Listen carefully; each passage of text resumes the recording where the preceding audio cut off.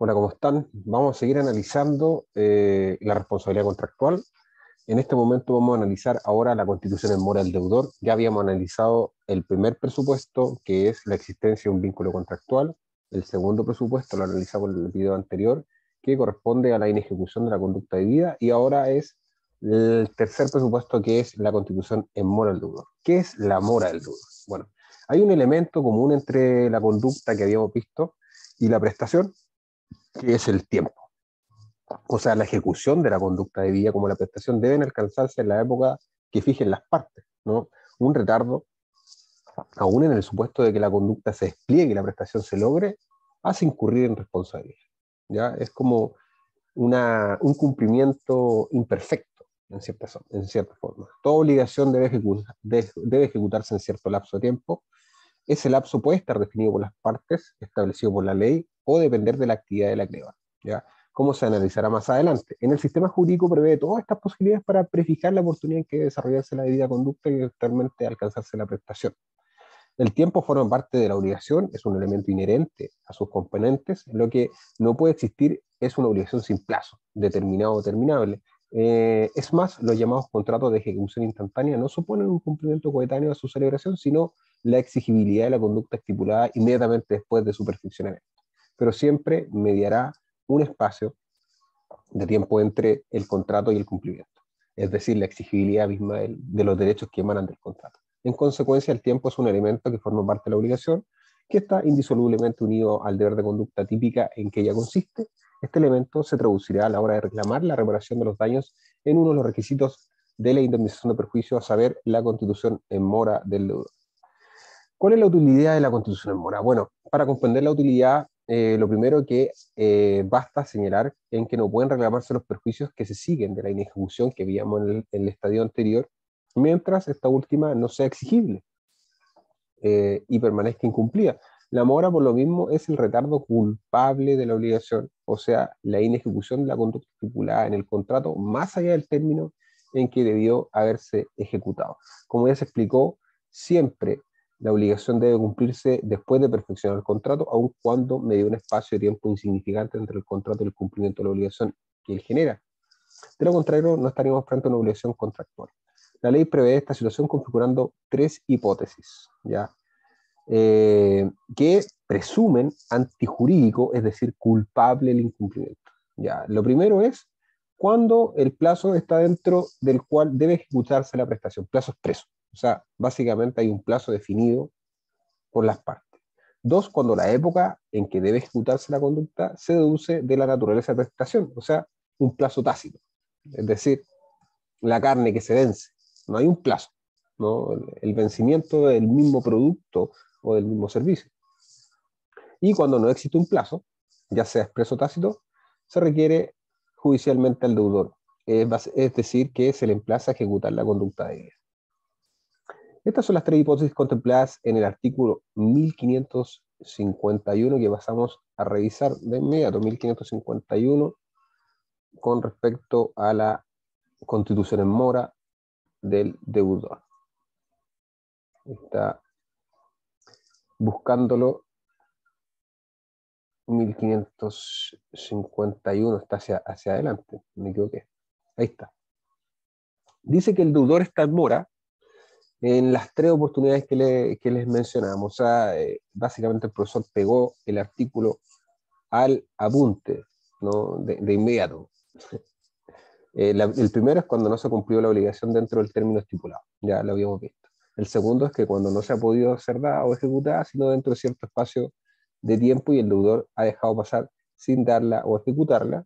Y en los demás casos, cuando el deudor ha sido reconvenido por el acreedor, o requerido o reconvenido por el acreedor.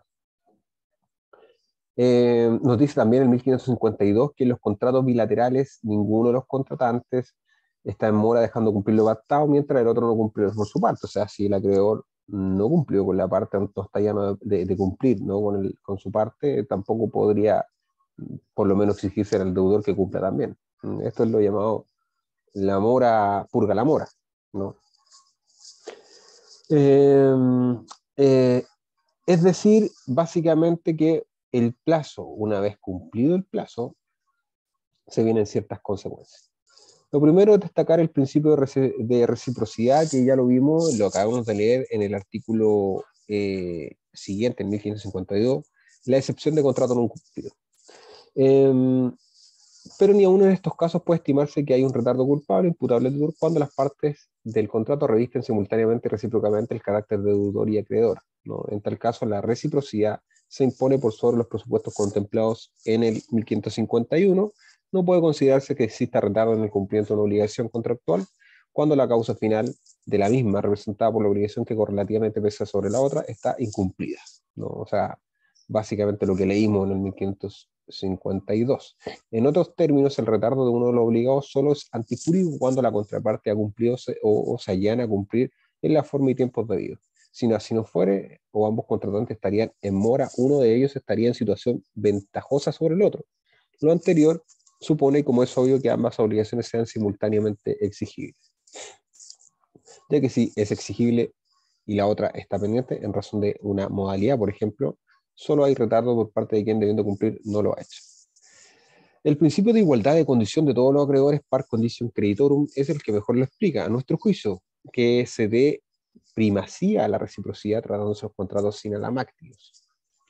Es cierto que este principio se enunció y se admite sobre la base de que todos los acreedores son, por lo general, lo habíamos visto en el derecho de prenda general, al igual condición frente al deudor, pero no es menos cierto que también debe existir esta igualdad entre el deudor y el acreedor cuando ambos simultánea y correlativamente tienen idéntica condición. O sea, la excepción del contrato no cumplido estaría dado por el artículo 1552 que acabamos de leer. El tema del mora purga la mora lo vimos, por consiguiente, la mora es un requisito necesario para indemnizar los perjuicios porque ella solo procede cuando el deudor no cumple la obligación en el tiempo debido, pudiendo el tiempo prolongarse incluso más allá de lo estipulado por las partes como consecuencia de una interrelación de la obligación nacida de los contratos sinalagmáticos bilaterales definidos en el 1439. De esta manera, el nuevo ingrediente se introduce en el incumplimiento contractual, el equilibrio debe existir en la relación, el esquema general de responsabilidad, la mora no es más que un elemento de incumplimiento, como queda explicado, apunta a fijar la época de la obligación en que debe cumplirse. Bueno, si hay una conducta debida por la parte del acreedor, se suspende la exigibilidad de la misma cuando se rompe el equilibrio contractual. Y eso sería la mora purga la mora. Súper cortito. Pero vamos a seguir con el cuarto presupuesto de inmediato, que tiene relación con el reproche subjetivo. En resumen, vimos para que haya responsabilidad contractual, para que se imponga una conducta de reemplazo por el incumplimiento de un deber tipificado en la ley, un deber contractual, que haya producido algún daño al acreedor, se necesita estar en mora. Básicamente una obligación sujeta a modalidad de plazo, modo, si no se ha llegado a cumplir porque aún está pendiente, ¿no? Aquella modalidad, no podría imputarse a la mora. Así lo mismo ocurre con lo que sucede con el cumplimiento por parte de la igualdad del acreedor en el cumplimiento de su obligación correlativa. En cuanto ya habíamos visto, repitiendo, el primero es el vínculo contractual, la existencia de un vínculo contractual, el incumplimiento de la conducta debida, la constitución en mora, y el cuarto presupuesto sería el famoso reproche subjetivo, objetivo o el factor de imputación. Lo más importante acá es que en general siempre se supone que hay un reproche subjetivo objetivo al infractor. Algunos autores incluyen separadamente el denominado deber de garantía, responsabilidad por el hecho ajeno o por el hecho de las cosas, ¿no? Lo cual, a juicio nuestro, no corresponde más que la extensión de la responsabilidad por culpa o en razón del riesgo creado. La antijuricidad de la conducta de paso da paso, ¿no?, al deber de reparar. O sea, luego de haberse incumplido el deber de conducta tipificado por las partes, en el plazo, incumplido en el plazo, constituido en mora el deudor, ya vimos las tres hipótesis que da el 1552. Hay una conducta antijurídica, ¿no? Hay una obligación de reparar. Ahora falta atribuirle esa obligación de reparar a una persona, ¿no? Básicamente imputarle que su conducta no cumplida produce un daño, ¿no? Es así que el elemento de la antijuricidad es parte, digamos, de la responsabilidad contractual. perdón, la antijuridad sí es parte del elemento extracontractual y no así de la contractual, porque se entiende implícita en la Constitución en mora. En este caso, ella está implícitamente contenida en el factor de imputación, en el juicio de reproche. En otros términos, la antijuricidad, la responsabilidad contractual, queda absorbida por el factor de atribución. ¿Ya? Vuelvo a reiterar, cuando una persona no cumple su conducta debida, que está estipulada en un contrato, llegado el plazo, en la hipótesis 1552, su conducta pasa a ser antijurídica, digamos, en cierto sentido. Nace el deber de responder, pero solamente en el vínculo contractual, solamente la responsabilidad contractual se responde una vez esa conducta sea atribuible a una persona determinada, ¿no? Sea por culpa o por dolo. En el caso de la materia extracontractual, sí forma parte de la antijuricidad de la responsabilidad extracontractual. En la contractual no, porque está dentro del factor de imputación. Lógico que en el juicio de reproche que se le hace a esa persona, que es culpable o doloso, está dentro, digamos, el daño hacia o la conducta antijurídica. Es así que el juicio de reproche puede estar referido a la actitud interior del sujeto responsable, lo cual implica una calificación del foro íntimo del dañador a fin de descubrir cuál es su actitud ante el deber de conducta infringido, ¿no? O ser el resultado de la confrontación de la conducta, objeto, directamente de la responsabilidad, cualquiera sea su posición interior del infractor. En el primer caso hablamos de culpa y dolo, y en el segundo solamente del riesgo que él se pone voluntariamente a que ocurra algo, ¿no? En ese sentido hablamos de responsabilidad objetiva y no de subjetiva. Tratando de ser la responsabilidad contractual, la censura es por general subjetiva. Ya vimos que excepcionalmente puede darse eh, digamos, un factor de imputación objetivo, no atribuirle a culpa a dolo, sino que solamente a la generación del riesgo. La noción de culpa contractual, ¿no? Noción de culpa no intencional. Dice la doctrina jurídica distingue la culpa intencional y la culpa no intencional. En la culpa contractual, la primera se llama dolosa y en la responsabilidad extracontractual, delictual. No es esta la noción de culpa que nos interesa. Para nosotros, la culpa supone una producción de un daño que conscientemente no se ha querido causar. Por lo tanto, esta culpa se denomina cuasi delictual en el campo de la responsabilidad extracontractual y no dolosa en el campo de no dolosa en el campo de la responsabilidad contractual. La noción que procuramos describir está referida a esta última categoría, la culpa no dolosa. La culpa no dolosa en el ámbito contractual se nos presenta asociada a una imprudencia, descuido o negligencia. Ya ella consiste entonces en comportarse sin la prudencia, cuidado y atención que debe ponerse al desarrollar la conducta prometida. O sea, además, ¿no es cierto?, de que se le exija una conducta comprometida, la inejecución de la conducta va aparejada por un cierto grado de culpa, un cierto grado de descuido, negligencia de parte del deudor. Es así que la culpa se define como un reproche jurídico que se funda en un error de conducta que consiste en no ejecutar la actividad que hipotéticamente habría desplegado el modelo de persona cuidadosa, entendido como los que define el artículo 44, ¿no? Y que tiene por objeto imputar al infractor las consecuencias de sus actos.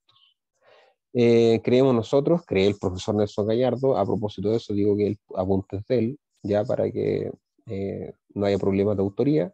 Creemos nosotros que el deudor de una obligación solo incurre en culpa cuando no se comporta con la diligencia, cuidado y la atención que impone la respectiva obligación, independiente de las circunstancias de lograr el objeto propuesto prestación. De aquí que la obligación sea siempre un deber de conducta, que se proyecta en función de la prestación resultado. Finalmente, en este punto, digamos que la culpa es un factor de imputación porque se funda en una actitud interna que, conociendo los deberes que ha asumido para con la otra persona, los infringe por descuido, tedio, negligencia, etc. No hay una malicia, sino desidia, indiferencia, negligencia, etc.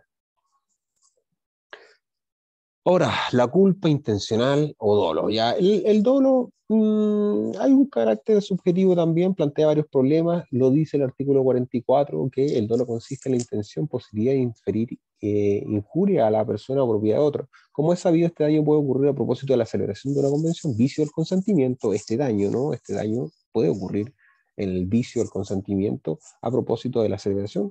También el cumplimiento de una obligación que va a agravar, ¿no?, la responsabilidad como en una primera fase, cuando se forma el contrato, puede haber un vicio doloso de una de las partes, en específico del deudor o del acreedor, pero puede haber una intención negativa de inferir injuria a la otra persona, engañándolo, ¿no? Ocultándole la verdad, etcétera, haciéndolo caer en un error, lógico.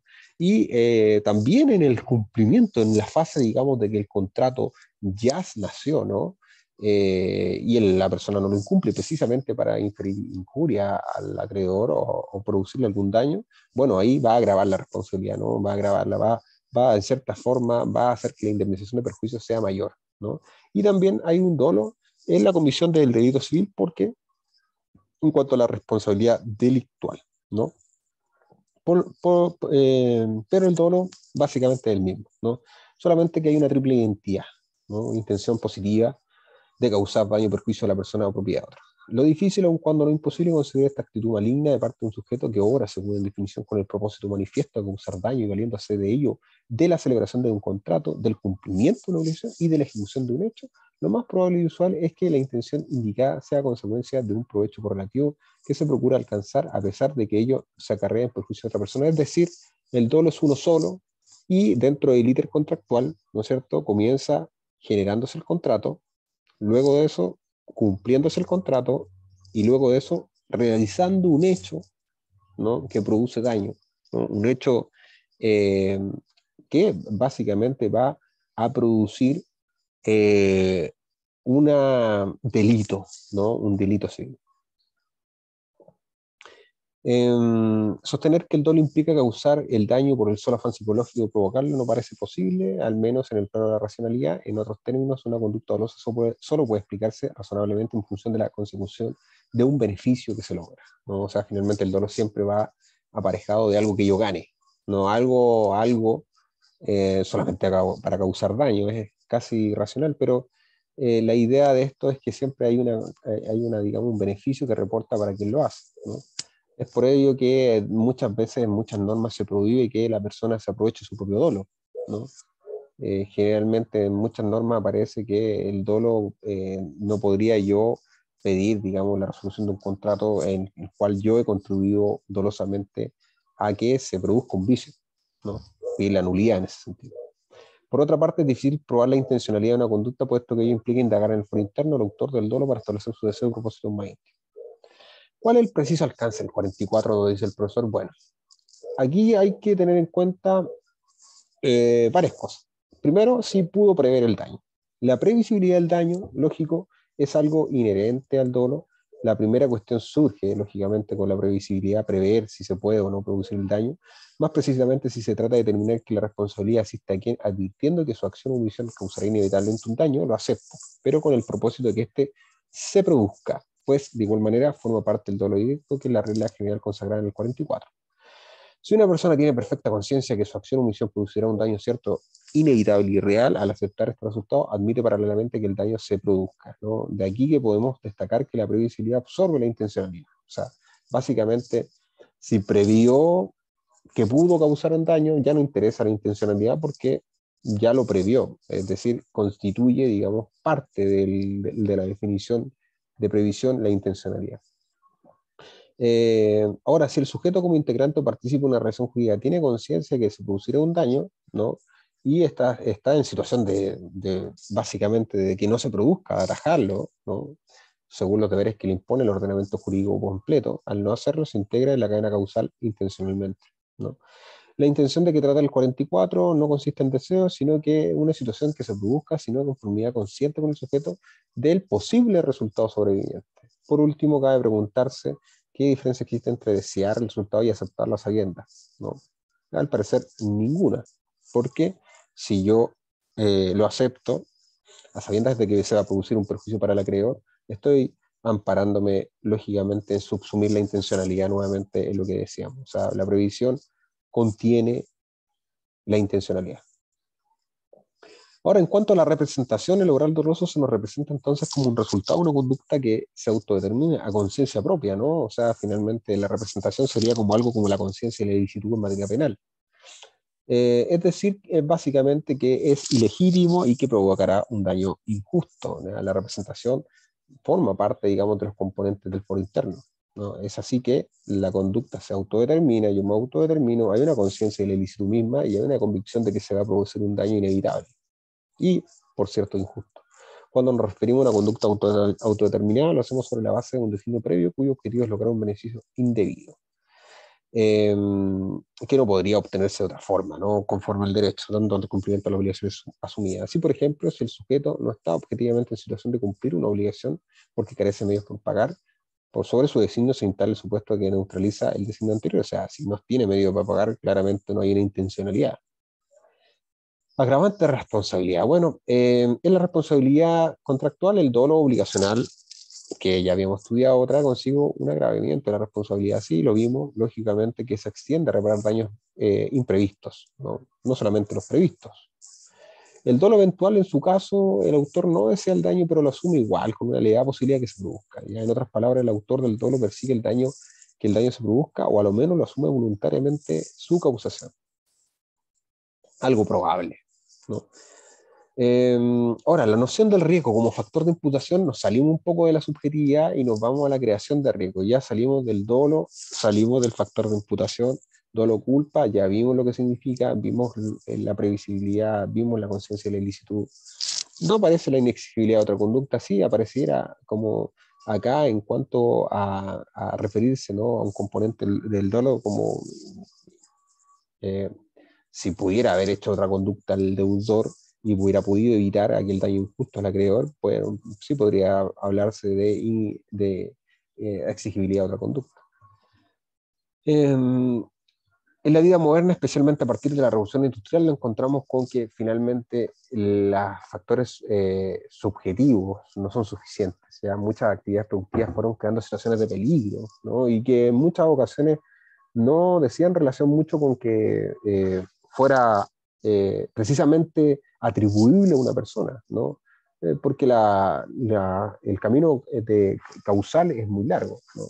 Entonces, en ese sentido, nos encontramos con que eh, en otras palabras, se produce un daño que se produce precisamente por ejecutar alguna labor que es riesgosa de por sí, per se. La revolución industrial trae aparejada todas estas empresas que son complejas. Por ejemplo, la empresa minera, que es súper compleja a la hora de evaluar riesgos que corren las personas.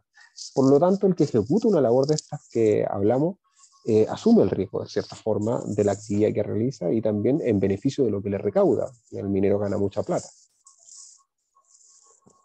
Como es obvio, el riesgo está asociado a determinadas actividades industriales, aéreas, biológicas y otras, creando sectores de peligro que no es difícil enfrentar accidentes y sufrir daño. Como nosotros que los creadores de un riesgo común incurren, por así decirlo, en una nueva forma de culpa, podríamos decir que no consiste en cómo comportarse negligente y descuidadamente, sino en generar a ciencia y conciencia condiciones objetivamente que favorecen la producción de accidentes y daños. ¿Cómo reacciona el derecho frente a esta creación de riesgo? Bueno, superpone el peligro creando una acción dañosa y transfiere la responsabilidad al autor del riesgo. ¿Cómo se prueba básicamente la culpa y el dolo? Bueno, la culpa, el incumplimiento es culpable. El 1547 lo dice, se presume el incumplimiento solamente por el hecho de llegada a la fecha no cumplirlo, ¿no? 1500, revisemos el tiro de ese artículo para 1547, 1547 dice que el deudor no es responsable sino de la culpa lata. Bueno, habíamos visto todo lo de la culpa, ¿no? La prueba de la diligencia, cuidado, incumbe al que debió emplearlo. La prueba del caso fortuito al que lo alega, todo lo cual, sin embargo, se entiende sin perjuicio de la disposición. O sea, finalmente, luego de haberse contenido, ¿no?, todas estas especies de culpa, ¿no?, el deudor solamente podría, digamos, de alguna forma sacarse, ¿no?, esta responsabilidad siempre y cuando ocurra un caso fortuito, ¿no? Porque la responsabilidad parte de que hay un daño y ese daño se presume culpable por el incumplimiento del contrato. Por tanto, será el deudor quien tenga que probar que no es culpa suya, que actuó con la diligencia debida en el contrato. Siendo así las cosas, no encontramos con que el incumplimiento o la culpa se presume culpable en materia contractual, la intención o el dolo no, debe probarse. Aquí es distinto, lógico. No puedo yo presumir el dolo, es imposible. Eh, bueno, el dolo no se presume sino en los casos especialmente previstos en la ley. Sí, hay casos especialmente previstos en la ley en donde el dolo se presume, ¿ya? Pero en los otros debe probarse. El riesgo, por lo tanto, debe probarse solamente la peligrosidad, salvo que se encuentre directamente establecida la responsabilidad objetiva en la ley. Y así terminamos con el cuarto elemento de la responsabilidad contractual que tiene relación con el factor de imputación. Revisamos el factor de imputación y el cuarto, este es el quinto elemento y el cuarto es la constitución en mora. Así que hasta acá quedamos. Muchas gracias. Nos vemos en el siguiente.